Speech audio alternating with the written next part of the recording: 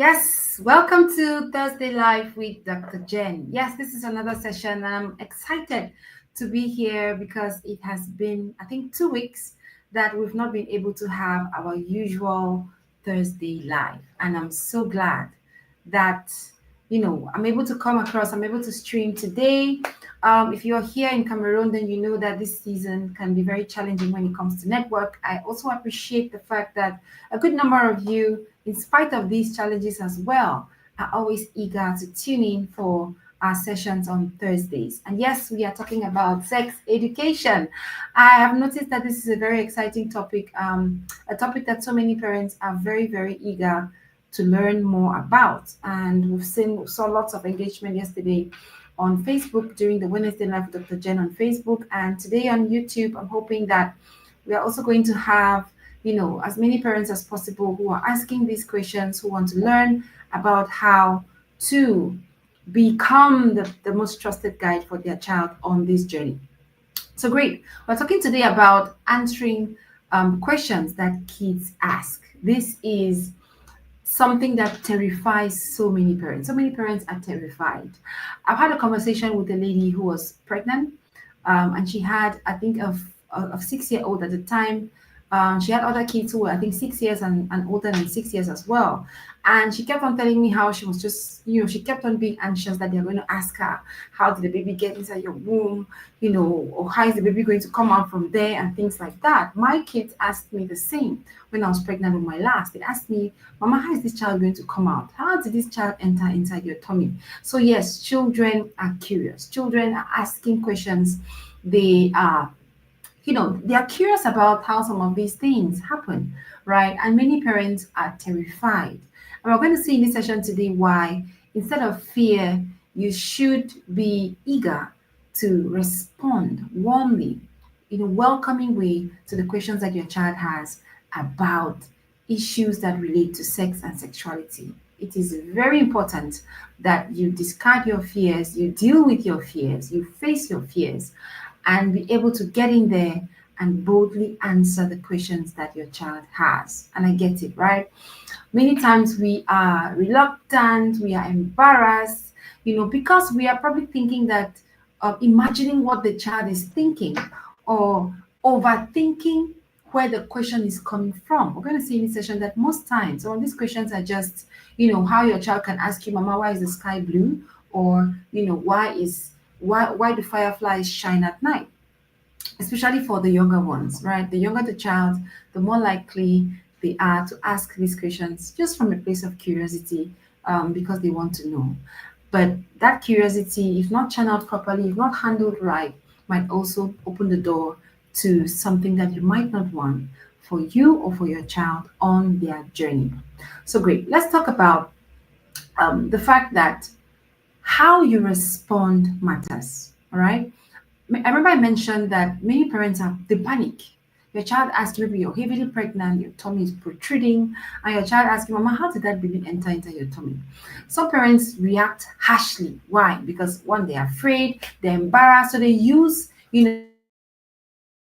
that intimidating voice, they use that terrorizing technique to try to get the child, to try to keep the child silent on the subject, which is not a very smart move. All right, it's not a very smart move because you want your child to be able to come back to you if they should have any other questions on the subject. Just a moment.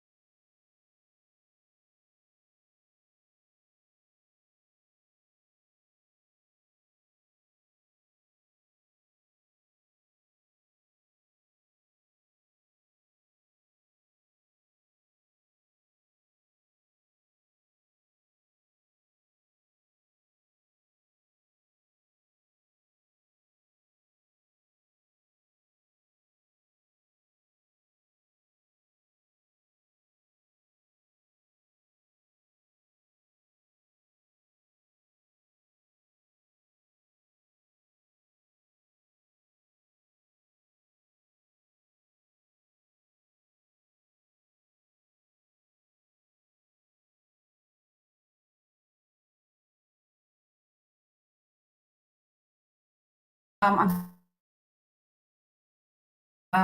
you didn't panic. Thank you for joining. For those who are just joining now, so I was talking about the fact that questions that your child is asking in the area of sex and sexuality is can either encourage your child to come back to you later with their questions, or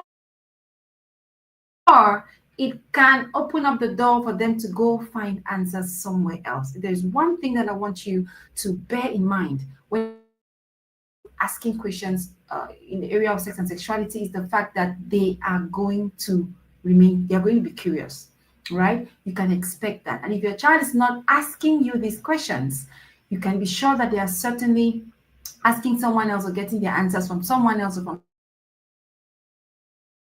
But kids are curious. From as early as the age 4, 5, kids are really curious. They start asking questions about their genitals, start asking questions about how the baby got into your womb. They're asking questions about why does this other person look like this while mine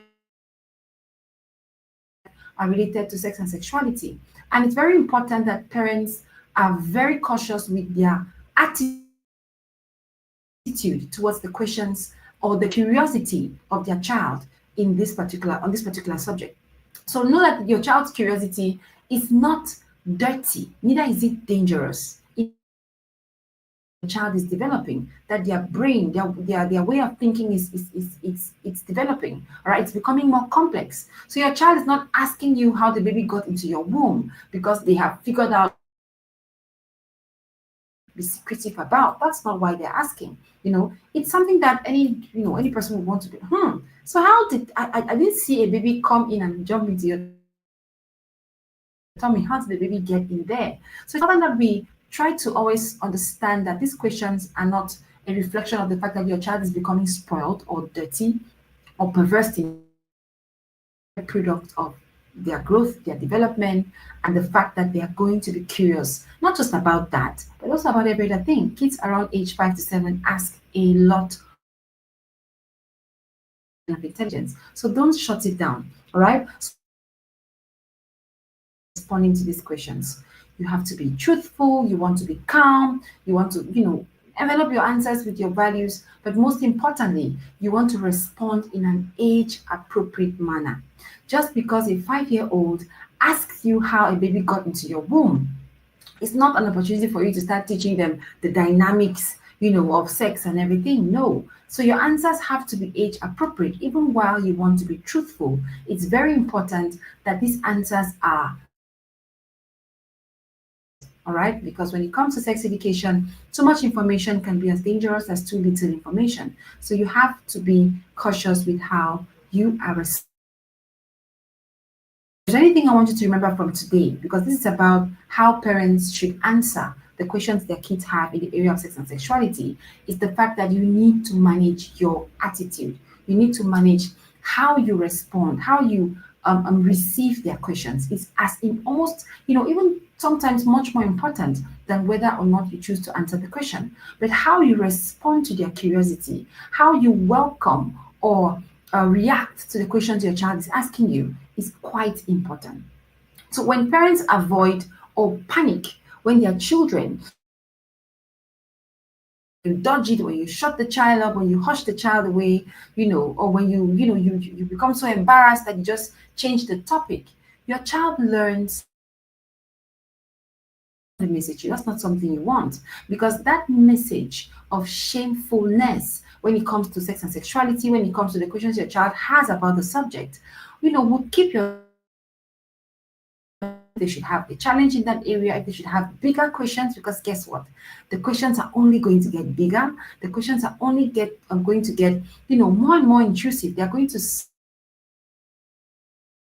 about, the whole dynamics. They're going to want to know more as they grow, as they age. They're going to get more and more, because we are living in a sexualized world, a hyper-sexualized world. So as they become exposed, to different things, they see in a movie, the way adults interact with each other, they're going to have all these questions. And you want to ensure that you leave the door open, so that if tomorrow your child has yet another question, maybe a bigger question, maybe a more embarrassing question, embarrassing,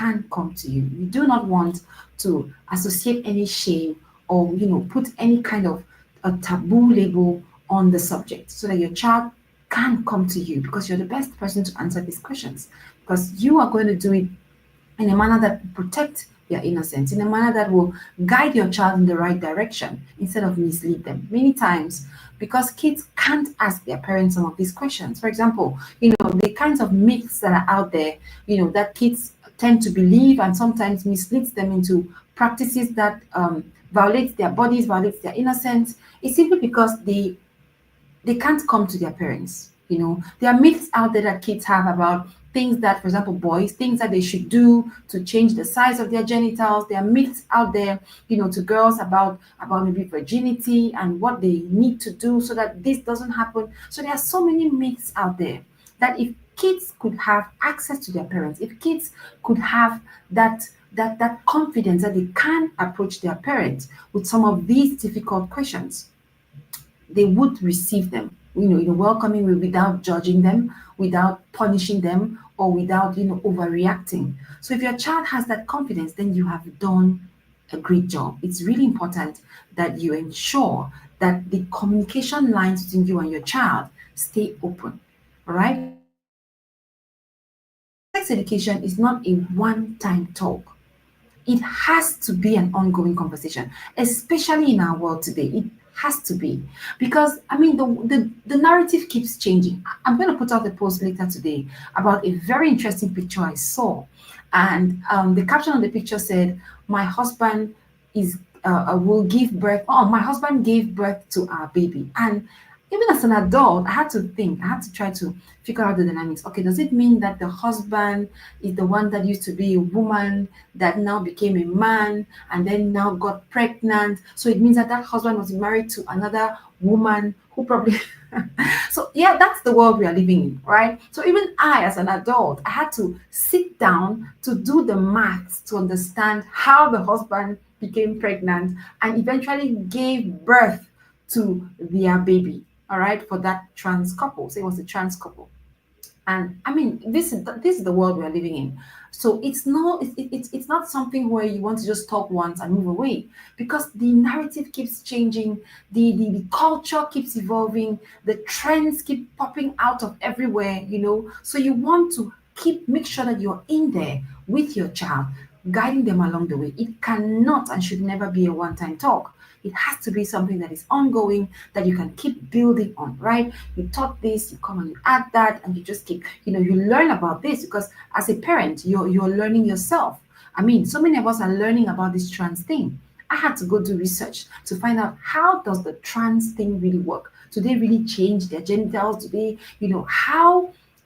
What we don't realize as well is the fact that when our children, right, the kids that are coming up, when they're going to want to get married, the way we got married, the kinds of questions that you ask during courtship will be completely insufficient. You can't just ask someone, hello, how are you? What's your name? Where are you from?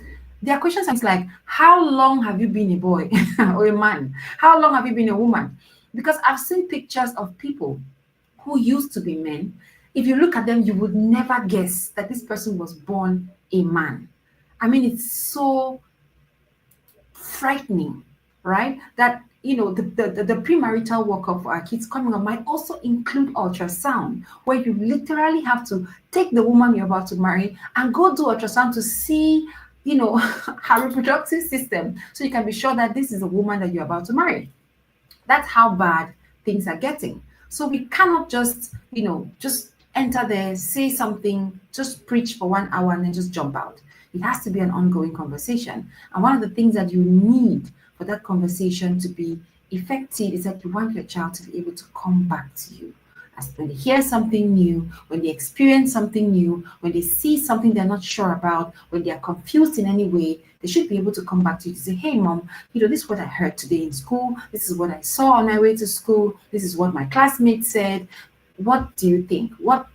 How do I, make sense of this with what you taught me? So that's a winning parent right there. When your child is coming back to you, bringing you this feedback, asking these questions, staying curious, and you stay engaged with your child, you're winning. All right, you're winning. So this session today is going to help you answer some of the questions that kids commonly ask. I've had received some of these questions from parents who've taken from parents in past editions of the Sex Educate Your Child with Purpose course, or even parents who are just on the Open Purposeful Parenting platform that usually approach me privately to ask, my child is asking this, what do I do? All right, my child is asking me how the baby entered my womb. What should I say? Or my child, is heard something in school and came and asked, Mama, what is a condom? So those are questions that kids can sometimes just shock you with. Imagine your 7-year-old, just and they always ask it in the most innocent ways, right? They just walk up to you, maybe you're sitting with your friends or sitting somewhere with other people, just asking, Mama, what is a condom? And some parents are often, because of that fear, that panic, they're just going to scream at the child. Who taught you that? Where did you hear that from? Go from here. Don't ask me that kind of question. Because the parent is embarrassed, not necessarily because, they don't want to answer. They might not be able to answer. They were shocked. They were not prepared. They're not sure what kinds of words they need to use to answer the child. So for most of such parents, the best thing that they can do is to just shut the child up. All right. So I hope that after this session, after watching the session today, your approach is going to change, right? When your child shocks you with some of those questions, you don't have to be in a rush to answer, especially when it took you by surprise. You don't have to just rush in there and answer. You must not give your child an answer immediately, but you need to manage how you respond to what the child said by just saying, that's an interesting question. Maybe you ask, where did you hear it? What do you think? Just sometimes those things just helps you buy time. It also helps you find your feet because those questions can, like I said, throw you off balance and you might be at a loss for what to say, where to start from. Sometimes you can buy time by just asking the child a couple of questions. I shared with the parents in the course recently about one of the questions we got during the seminar, which was about the little boy, a parent who was asking me how she should respond to a question her son was asking about the size of his genitals. And I told her the very first thing you have to ask the child, or you have to do, or you have to say to your child, is to first inquire, where is this curiosity coming from? Like, why are you asking? Did you see something? Did you hear something? And most times, just by asking that, it helps you, calm down, and it can also help you walk through your fears, especially when you find out that the question is just innocent. It doesn't mean something has happened to your child. It doesn't mean that someone has, been doing some monkey business with your child. Not necessarily. All right. Please remember that as children, just because they are growing, they are going to get to the point where they are going to start figuring out or trying to figure out how things happen, how things are made, how things came to be. And that includes babies. All right? That includes babies. So don't be embarrassed as much as you can. Or even if you are, don't allow your embarrassment cause you to respond in a harsh manner. All right. So I would like to hear from you as well. If I go through the questions that I have prepared for this session today, and I don't touch maybe a question that you've heard from your child, or you've always wondered how to respond if your child asks you. Of course, we can't answer every single one. That's why I had to pick out the most common ones to tackle in this session today. And of course, we're going to start with the where do babies come from? I think that is one of the most innocent, but also very shocking and embarrassing questions that kids can ask their parents, especially when their mom is heavily pregnant and sometimes in public. Mama, how did that baby enter into your womb? Mama, how did the baby enter inside there? And all of those kinds of questions. And sometimes they can keep pestering you with the question, especially if you're avoiding it. The parent might just change the subject or try to avoid. The child will keep coming back, and eventually the parent just gets annoyed and just shouts at the child and tells the child, don't ask me that question again, because they don't want to even begin to figure out how to answer it. Well, I'm going to help you know exactly what to say. Now, usually this question first crops up around the age 4, usually 4 to 7. All right, some kids are late bloomers, they're going to start asking later, but some really sharp kids start asking around age 5, sometimes even 4. Your child could ask you. My 4-year-old actually asked, Mama, how did that baby enter inside that woman's tummy? He wanted to know.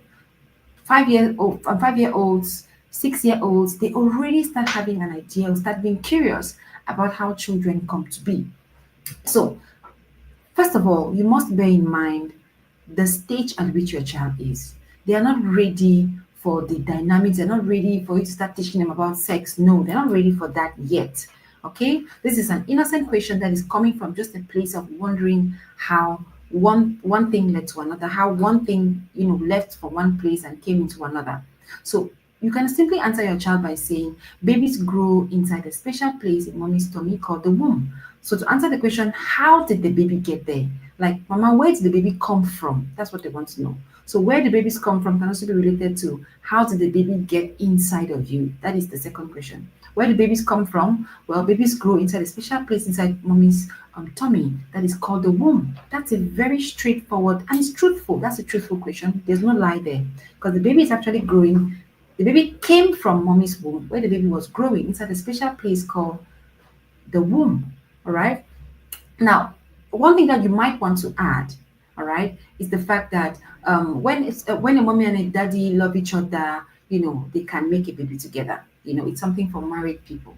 That helps give the child context. Those are simple words. The child knows mommy, knows daddy, knows that children usually have two parents. So the child understand that okay, so mommy and daddy come together when they love each other and they can make a baby. This is a small child. This is a child who is aged 4. You don't need to go telling the child, oh, this is how daddy did it. No, you don't need to go into those details. Just give it to them very simple like that, without hushing them, without being angry. They just and usually that simple answer is usually enough.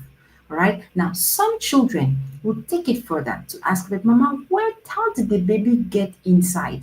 There are some kids who will keep going. I'm sure if you have one of those curious ones, then you can relate with what I'm telling you. That even after answering the first one, where did the baby come from? That will not be enough for them. They're going to still ask you, Mama, how did the baby enter? Like, how did the baby get inside of you? So if you have that kind of child who goes further, who is still curious, even after you've answered the first one to say, the baby just grew inside a special place in mommy's tummy, which is called the womb. You need to go forward to answer, to add something extra to let your child know. Now, again, please remember that your child is not asking this because they are dirty or because they are spoiled or a bad child, right? As some of our parents used to say, that this is a bad child. How can you be asking me that kind of thing? You can simply just tell your child this is a special way that grown-ups or adults who love each other can make a baby. I've actually I've shared an answer before with the parent where you can just say mommy and daddy come together and they share, and they make a baby. That's very simple. That's very straightforward. Yes, the sharing that takes place, right? So they share and they make a baby. That's simple language, very easy for that child to understand. No need for the big details like that. All right. Because I believe that when kids already are aged around 8, 9, they are taught, they start, you can actually go further with reproductive details because that's when they're even going to be taught that in school. And again, you want to be one of the first people to also put in your voice about that particular subject. When my first son was, I think, 8, he had actually asked me that question, like, Mom, how does a baby come to be? You know, or I think another question that often comes up is, how does the baby come out? That's another question that these little ones often ask. Mama, how will the baby come out from your tummy? And some mothers will say, when I go to the hospital, baby will come out from my mouth. Some will say, I've heard so many parents give so many interesting answers, which I understand is coming from a place of good intentions. But again, remember that if you say things that are very unrealistic, that are not true to your child, and your child later on finds out that you lied, you will lose trust with the child. The child will realize that you lied to them, and they're not going to trust you to come back with other questions later. So as much as you might be embarrassed or you might, be scared that you're saying too much, even if you just say very little or you use light words that are still in the direction of what actually happens, it's better than just telling your child a blatant lie, like when I go, the doctor will just do this and the baby will just come out, And some parents will even say the baby will come out through I'll go and poo and the baby will come out, and the child will take your answer, but the child will later on find out that you lied. All right, the child will later on find out that you lied, and for some kids that might be enough for them to realize that they can't come to you next time if they have questions in that area. So don't lie about it. All right. Now, you can't tell your remember that one of the things that you have to teach children when it comes to sex education is the right names for body parts. All right, the vulva, the vagina, makes a girl, and the penis, the scrotum, makes a boy. So you can simply tell your child that mummies have a special place through which the baby comes out called the vagina. The vagina is a body part. Say it to yourself. The vagina is a body part.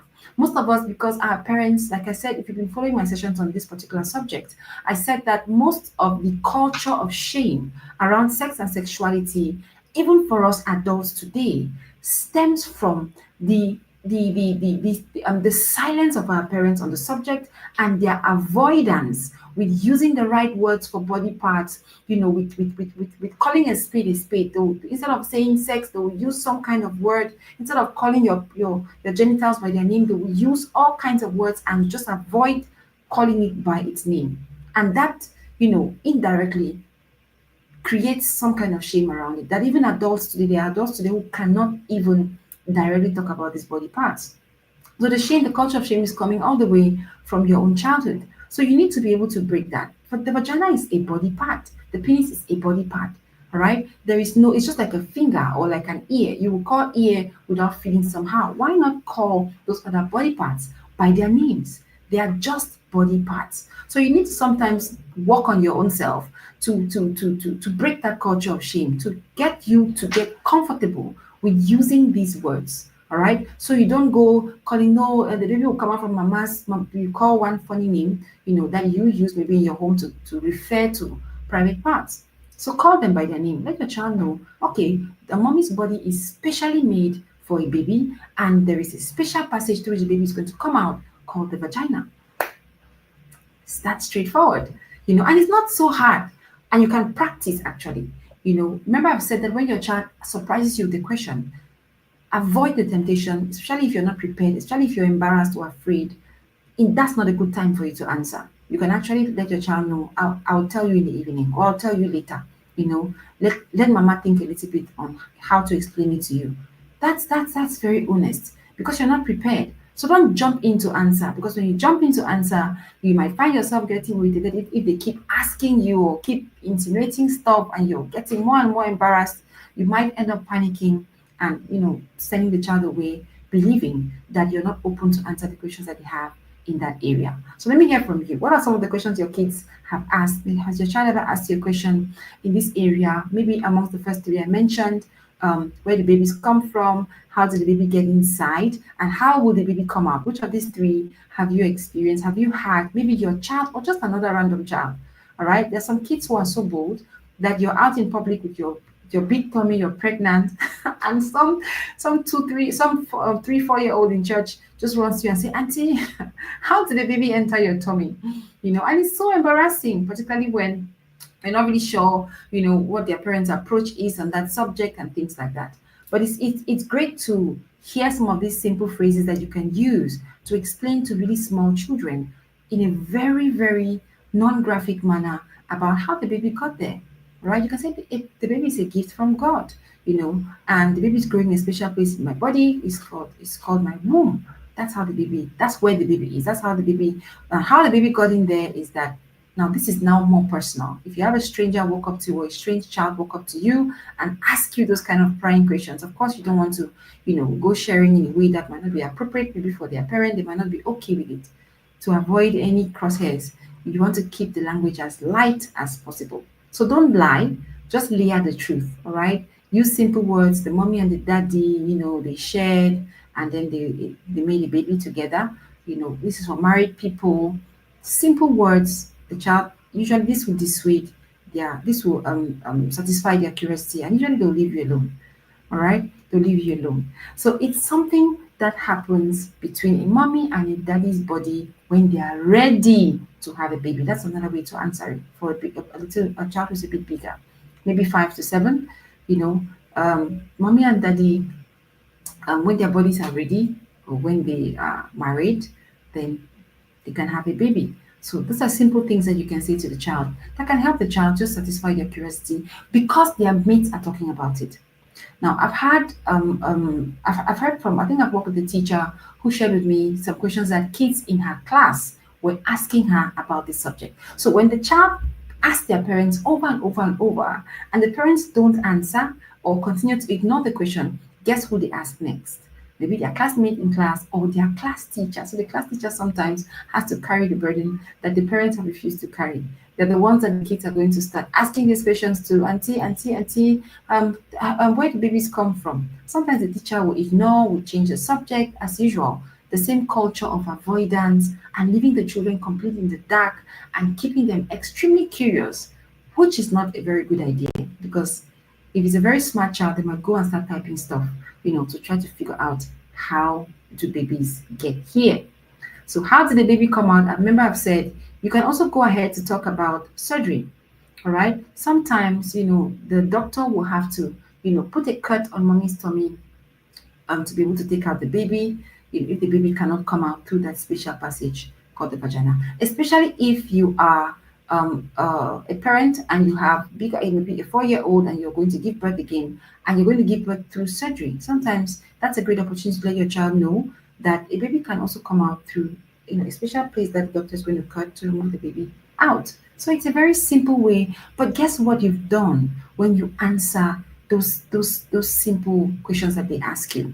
You have opened the door that as your child grows further, as your child grows through different stages, as they hear things from their mates, trust me, they're going to come back to you, right? When you don't react out of that fear and that panic, the child will come back to you tomorrow to ask you, Mama, what is menses? Mama, what is this? And it's as if with these small kids, the more questions you ask, the more questions you have to get ready for, because they're going to keep asking. And it's a good thing. Is it tiring? Yes. It's very tiring sometimes. It can be wearying. They will ask you and just keep quizzing you over and over again. But remember that even though it's tiring, it's a good thing that your child can come to you with some of these questions, because you're the best person that should be answering these questions for them. So use the correct terms without fear. It also builds body confidence. When you, the mom, can just say the word vagina without cringing or without trying to whisper as if it's a dirty word, it helps your child have body confidence. Your child knows that there's nothing shameful about their bodies, and they can easily come to you when anything happens to those same parts. When that culture of shame also makes it difficult for kids to talk about certain things that may have happened to them or certain experiences they may have had, if it has to do with those parts of the body that you have created some kind of shame around, because you wouldn't call it by its name, because you're kind of shy when you're talking about it and things like that. It makes your child understand that this is an area where you should be shameful about. So when you answer those questions boldly like that, calling things by their names, labeling what should be labeled the way it should be labeled, your child gets from that lesson, from your response, confidence about their bodies, and they get the lesson that there's nothing shameful about their own bodies. All right. And of course, you earn trust in the end. So another common question that your child is probably going to ask you in these early years is, why is my private part big? Why is it long? Why is it black? Why is it different? Why is mine like this and my brother's own is like that? They're going to ask those kinds of questions. And again, some parents respond by silencing the child. Well, just leave it like that. Must you know everything? Stop asking me so many questions. And again, usually this irritation is because the parent is not sure how to answer. If there is one area where you should be very bold and confident with answering your child's questions, especially because you really already know them, it's about genitals. You can just answer your child based on the fact that genitals are just another part of the body. All right? Remove that shame. There should be no shame around genitals. There should be no shame around answering your child's questions about their genitals, because it helps them know that there is nothing wrong with them. So why is my private part big or long or black or this or different? Why is my brother's own like this and mine is like that? Sometimes your child might even say, I don't even like my own. The other person's own is nicer than mine. They need you to reassure them. They need you to guide them. They need you to help them understand the differences between themselves, and the other gender. Because around age 5 to 7, the questions start coming up about gender differences. And that's the stage where you need to also teach that. All right. So you can let your child know that our bodies grow and they change as we get older. All right. So that as you're growing bigger, every part of your body, including your penis, including your vagina, is going to grow, is going to change. So if somebody else's own is bigger than yours, maybe because they are also bigger than you in age, all right, and it's normal for your body part to grow. Now, if your child is saying, "Why is mine smaller than maybe an age mate or someone who is smaller than them?" then you can let your child know that everybody is made different. That God made us specially, but He also made us different from each other. All right, and that's okay. It's a good thing because it makes you unique. So reassure your child that there's nothing wrong with the way their bodies are because God has made you fearfully and wonderfully. That helps your child learn. Okay. And another thing you need to also bear in mind is that you want to inquire where the question is coming from, particularly about genitals and their differences. Sometimes it could be because your child will say, "Oh, I saw daddy's own, I saw my big brother's own, I saw." So the context of the question can also guide you on how to answer it. Because if your child is saying, "Why is my own long?" and then you say, "Okay, why do you think your penis is long?" And the child will say, "Because it is my friend in school that said it. It is my, I saw another person's own." So the context will also guide you on how to answer it best. The context will guide you on how to answer it best so that you can be able to really get to the root of where that curiosity is coming from. Not because you want to, shun the child, but because you want to understand exactly how you need to guide the child about their concerns regarding their genitals. So if the child is thinking that theirs looks abnormal because someone else said so, or because they saw someone else's, all right. This also brings us to some of the issues about privacy and boundaries within the home with small children. Sometimes just the fact that we have small children dealing with adults, it can sometimes traumatize the child. The child is seeing so many things and it can get confusing, especially when no one is answering their questions. All right, it leaves a lot of room for doubt and also for your child to easily be misled if they should ask those questions to the wrong person.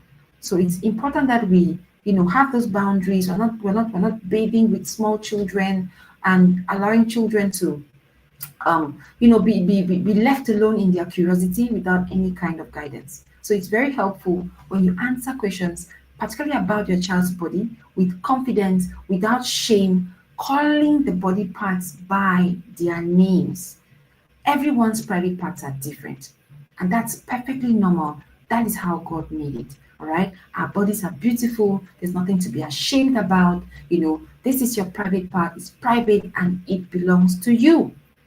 So let your child know, reinforce the things you should be teaching at this stage so that your child leaves that conversation being confident that there is nothing wrong with their bodies. Because guess what? That might not be the only time they're going to hear, if it was about someone making a slang about their body part looking different, that will not be the only time your child will hear that.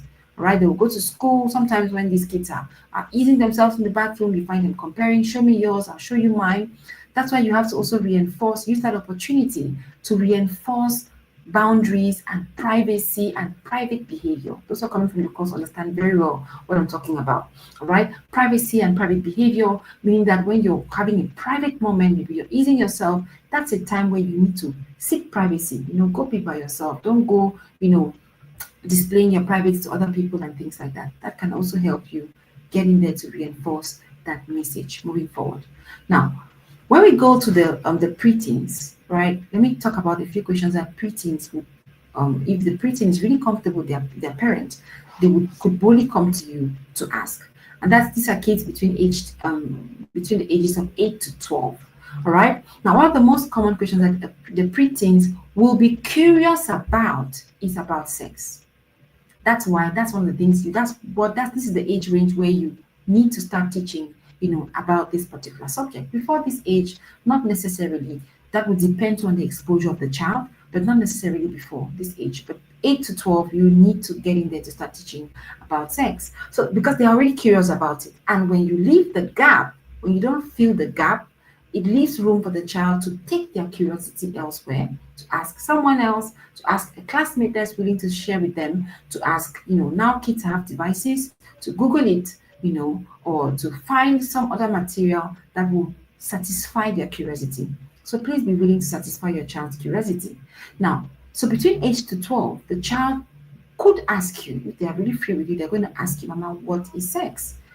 I heard somebody talking about it, or I heard it here, or I read it there, or I heard in the movie they're talking about this. Mama, what is that all about? Or Daddy, what is that all about? Now, you have to be able to define this, with a lot more detail than you did for the smaller child. When the smaller child came to ask you, how did the baby get in there? They were asking you about sex, but not directly. All right. So not directly. So you don't go into those details with the younger ones. But with the 8 to 12-year-old, you want to answer them directly about what sex is. So sex is something special that grown-ups do, or sex is a gift from God. All right. You can also, if you're Christian, you want to also give the context within which God intended that sex be used or be enjoyed as a gift. So sex is something that is something special that grown-ups do when they love each other or when they are married to each other, because that is the context within which God created it for. All right. It is how babies are made. Now I've added, so this is the child that probably asked you earlier how babies were made. But now that they are older and they're asking you the same question in a different context, you now add the fact that, yes, so this is actually how babies are made. All right. But it is also about, closeness and connection, and the context should be marriage. If you're a Christian and all of that, you want to now add your values. Now, the reason why you want to be the one that jumps in to answer these questions for your child is because if they ask, ChatGPT, for example, we just tell it exactly, this is the introduction of the penis into the vagina. You're just going to go straight into the details.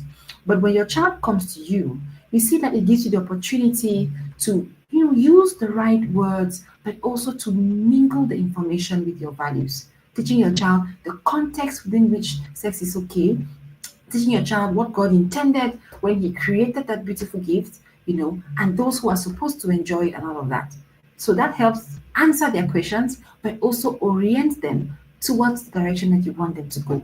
So the first time they come in contact with that information, they hear the answers mixed with your values. That is a plus, and that already puts you in a good position, because it's already orienting your child. It's already helping your child to know the right thing in spite of all the other voices that is loud all around them about the subject, because we are living in a world that is very loud about sex.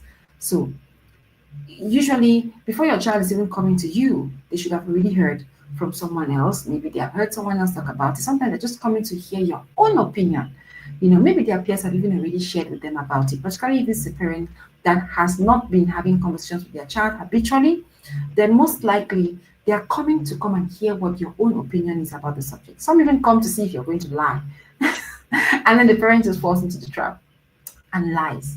And the child just confirms, oh, I can't trust this person. They're not going to tell me the truth. So next time I'll just go back to this person in my class that gave me the full gist. All right. So adding your values is what gives you the advantage. That's where you actually are able to seize the advantage. It's something that is meant to be private, something that's meant to be respectful, something that is meant to be consumed within the context of marriage. This is how God intended it. So you teach that, you let your child know this is what it is. Sometimes you can even use material. You can use reading material that will help you with the dynamics, like, it is when a man introduces this into the females that, and then you get in there and emphasize the values. So don't lie. All right. If your child asks that, you're shocked, you're surprised, you can say, okay, we'll talk about it this evening. That gives you a bit of time to go in, scribble a few notes, think about the values you want to add to it. We talk about the certain scriptures that can address it, or, the context within which it should be used. Write the things you want to add to your conversation with your child, and then you go back to the conversation. Where did you first hear about it? And your child will say, oh, maybe I heard from this, maybe I saw it in a book, maybe you taught me in class, but I want to hear what you have to say. So ask the question. The child's going to share with you where the question even came from in the first place. And then from there, you now start sharing with your child, oh, this is what it's about. It's something that is special. It's meant for adults, that love each other, that are married to each other, for husband and wife, and this is a gift from God. It's something that is beautiful that God made for married people. That's a value right there. When you say that, that's a value. All right. And it's about closeness. It's how babies are made. So you want to add your words. It doesn't have to be so biological and complex. No. The most important thing that you bring to the table that most likely no other person brings are those values you've heard me talk about. So it's not necessarily about you giving dynamics. No, it's not a biology class, but it's more about you as a parent guiding your child about how this thing should be used the right way. That is the advantage. Now, another question your child will most likely ask around 8 to 12 usually is about their puberty related stuff. One of the things that parents often do when it comes to teenagers is allowing their teenager or their preteen to enter the teenage years without having prepared them for what is coming. And then if the relationship is strained or not warm enough, you're going to find so many teens struggle in silence. The guys struggling with their urges, struggling with wet dreams, things happening to them. They are shocked, they are scared, but they can't even say, Mama, I got up this morning and I saw this. This is what happened to me. I know so many parents, so many women today who, when they saw their first menses, they went to hide. They were scared. They thought something was wrong with their bodies, but they couldn't even still go to their parents to say, hey, I saw blood on my pants and I don't know what it is. Before your child should even see the blood, you should have already prepared them to the point where the moment they see it, there is so much calm and so much certainty about what to do next. And most of us didn't have that. So if you didn't have that, don't allow your daughter go through the same experience without any kind of preparation. That's harsh. All right, that's harsh because if you haven't taught her, most likely she's going to be open or vulnerable to all the myths out there, particularly around menses. So, what is a period? There's some women that are even shy to teach their own daughters about what menses are or what it means, right? You have to teach her. Don't start telling your daughter, oh, you're now a big girl, means that any man just touches you, you just get pregnant. But you haven't even taught her what the menses signify. If you don't know yourself, it should push you to want to research. There's women who don't even really understand what's happening to their bodies when they're having their menses. So you don't have to be a biology teacher to know that. You can simply go learn yourself the simple words you can use, simple things you can teach, and then you come and explain it to your daughter. It now means that you are, you are fertile. This is, you explain to her about what's happening in her body when she's having those menses. But this has to happen before your child actually has them. So most often, the girls start asking about menses long before the menses come. But then some mothers will just either do agenda the conversation, say, oh, we'll talk about it later, and sometimes they never even get around to it until the child finally has their menses. All right. You have to be kinder to your child. Preparing your child for puberty is a gift because there is so much that kids go through when they're going through puberty that they need us parents to prepare them adequately for the changes that their bodies are going to go through during that time. So a period is part of how a girl's body prepares to have babies. That's a very simple, non-biological way to answer this. It's still very correct.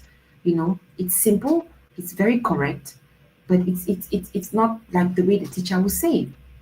So it's a normal and healthy change. It means you're growing, it means you're becoming more mature. So normalize it. Use the correct terms so that you can remove any fear. It doesn't mean you're bad, it doesn't mean you're dirty, it's a good thing. And it also signifies the beginning of a new, phase of your life. So have a conversation with your daughter, answer her question. Sometimes it could be your son asking. And the question, what is a period? Guys also ask those questions. The boys also ask those questions. And many parents sometimes think that just because I have a son, my only responsibility is to teach my son about his own body. So some parents who even teach will end up teaching their child only about their own bodies. You have to also talk about the other sex. It's very important, particularly if you are a parent of a different gender from your child. So you might be maybe a mother who has a son. You can still teach your son about what happens to women, just like you're teaching about what happens to them when they get to puberty. So don't just teach your child about their own bodies, don't teach them at least the basics about what happens to the other gender as well. I believe that if kids were educated both ways, you would hardly find boys who think it's funny when a girl, gets messed up or soils her dress because her menses came and she wasn't prepared for it. Most of us went through that mockery, while going to boarding school, and it also created some kind of fear and stigma around having menses. It should be it's something that is natural and beautiful, and there should not be shame associated to it. And most of us going through school, you are so shameful. If you mistakenly are stained, you are terrified because you're going to become the laughing stock. They will tease you, they will mock you. I mean, I believe that if parents could really educate their children about both genders, how their bodies change when they get to these stages of their growth and development, it not only helps your child understand how to navigate their own challenges, they also become more empathetic towards the other gender as well. All right. So remove all shame around some of these conversations by talking about it with your child. That helps them not only navigate that stage of their lives, but also can also help them.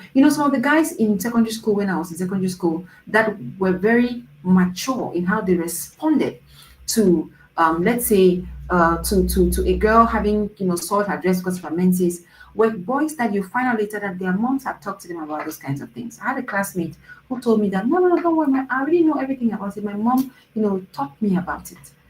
And you're like, wow. So there are some parents who are very intentional. And I hope that from this session today, we are also going to all become very intentional about not just educating our children about their bodies and the changes that are to come, but also about the other gender. All right. So don't stop just with your child.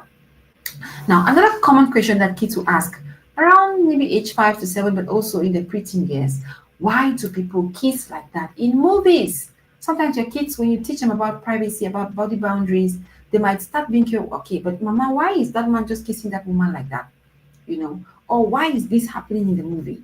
Remember that for small kids in particular, they can't separate reality from what's happening on the movie. For them, everything is real. Everything is something that is, it exists, it's real. So they can't really make the difference between movie and real life for smaller children. So why do people kiss like that in movies? And that's don't shut your child up. If they ask you that question, it means that they have seen it already. So you can't go make them unsee it, but you can guide them. All right, you can guide them through the experience that they've had within the context of your values. So sometimes movies show grown-up love in ways that are not always realistic, or it's a movie, and sometimes this is, and then you also let your child know in line with your values whether what they are seeing lines up with what it is that you want them to know about love and relationships. All right.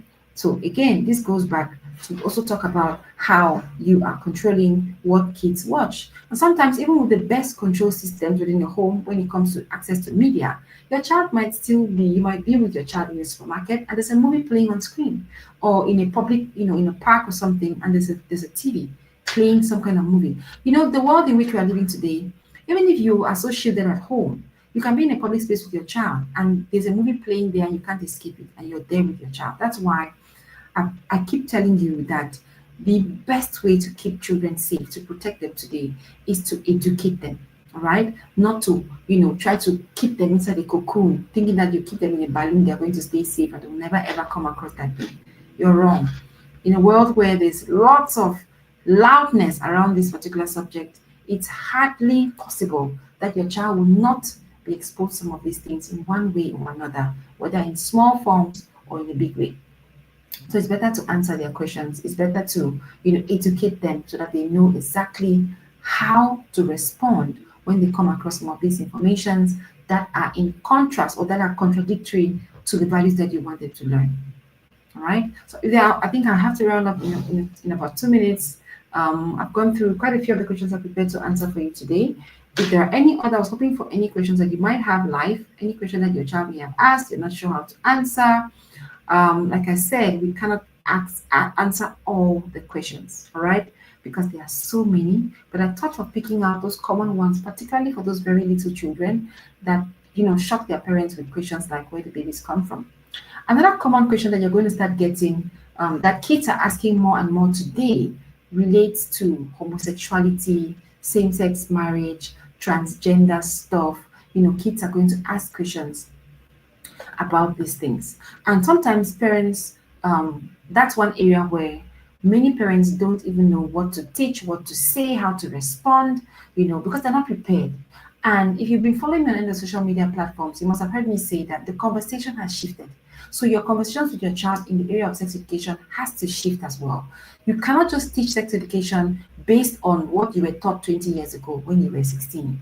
You can't just teach it like that. Today, the content of the conversation has to be so much more than what you were taught, because there are so many aspects of the whole culture around sex and sexuality that you need to intentionally address with the right values, so that your child will be guided. Your child will understand that this is what culture is saying, but this is where I stand. This is what this person believes, but this is where I stand. Because your child cannot really take a stand on issues when they have not been given the values that should guide their position on that subject.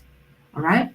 So now, your child might ask you, what's gay? Can boys marry boys? Why is this boy married to this boy? Or why are these two men kissing? How can two men be kissing? Or things like that. Like again, like I've said, you might be in a space where your child is exposed to media or something that you have no control over. All right. So you have to try to answer that question for your child, whether they're a preteen or they are much younger. Some people feel attracted to the same gender. That's the reality in culture. All right. But as Christians, or because we believe in God, we believe that God designed marriage to be between a man and a woman. So first you establish for the child that this is what culture is preaching now. That a man can get married to a man can, can be in a relationship with a man, as you've seen, between mom and dad. But for us, our stand is on the fact that God designed marriage to be between a man and a woman. So instead of shutting down questions that address areas like this, where most parents, most Christians in particular, are uncomfortable, you need to seize that opportunity to establish the value that should shape your child's perspective on that particular subject as often as you can. And let your child, so every time your child thinks about gay, the child will remember what the scriptures are saying, the child will remember what your values are, the child will remember what it is that God intended when He made man and woman, as opposed to what the child is seeing, that is a deviation from what it is that God wanted, even though it exists. So teach with compassion, teach with conviction. All right, don't panic. Don't be afraid that, if I teach my child about gay and stuff like that, you have to be confident enough to let your child know exactly what it is that they are seeing. Call a spade a spade. Yes, there are some people who believe that it's okay for a man and a man to be in a relationship, or to get married, or for a woman and a woman. There's some who even believe that a man can become a woman. But the scripture tells us that God made us male and female, and that He designed marriage for man and woman. That is how you introduce your value to, to quote that information that you've given your child based on the question that they asked. All right. So it's very important that you also get in there that we love everyone, but we follow God's design. Let your child know that we love, while we have the obligation to love everybody, but we follow God's design. That's really important that we let our children know that. All right. So I think there are no questions today. I believe that hopefully I've been able to touch all the questions that you might have had, or you might have heard, or you might have been wondering how to address. Again, you can always share your questions in the comments. Let me hear your highlights or whatever it is that stood out for you. Has any of the answers I've shared been a relief for you? Did you hear any answer that you're thinking of trying? Maybe if you have a child that has asked you repeatedly about where babies come from and you were not sure how to answer. And let me also know if there's any common question that I may have omitted, maybe from your experience, maybe dealing with children or having kids of your own. Is there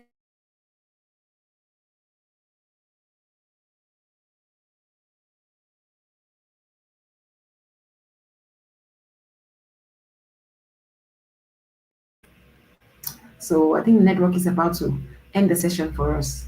All right, had a small glitch in the network. Let me know in the comments. All right, let me know in the comments if there's a question that I have not touched that you believe is pretty common and pretty shocking for parents. I'll be glad to touch that in the next session we're going to have, maybe on Facebook or here, right here on YouTube. All right. Thank you so much for being here with me. You remember that registration for the Sex Educate Your Child with Purpose course is still open. On this platform, we have a whole community where we address issues like this. Parents get the chance to ask, share their concerns and share, the challenges they're facing. We're trying to sex educate their children. It's important that we are parenting in community, because sometimes there are some challenges you're going to encounter that being in a community is going to really be an advantage because you're going to be blessed from the experiences that others have had, walking through those same challenges that you might be going through at the moment. All right, don't forget to share this link with someone else. Let someone else come in, watch, learn something that can help them on their journey as a parent with their child. Don't forget that the our registration into the 1 year program, the Deeply Rooted 365 program for parents, is an elite community where you get 365 days of expert guidance, helping you navigate your parenting journey with confidence, parenting purposefully. All right, thank you so much for being here. I look forward to seeing you again next Thursday, and I can't wait to hear your feedback on what we've shared today. Bye.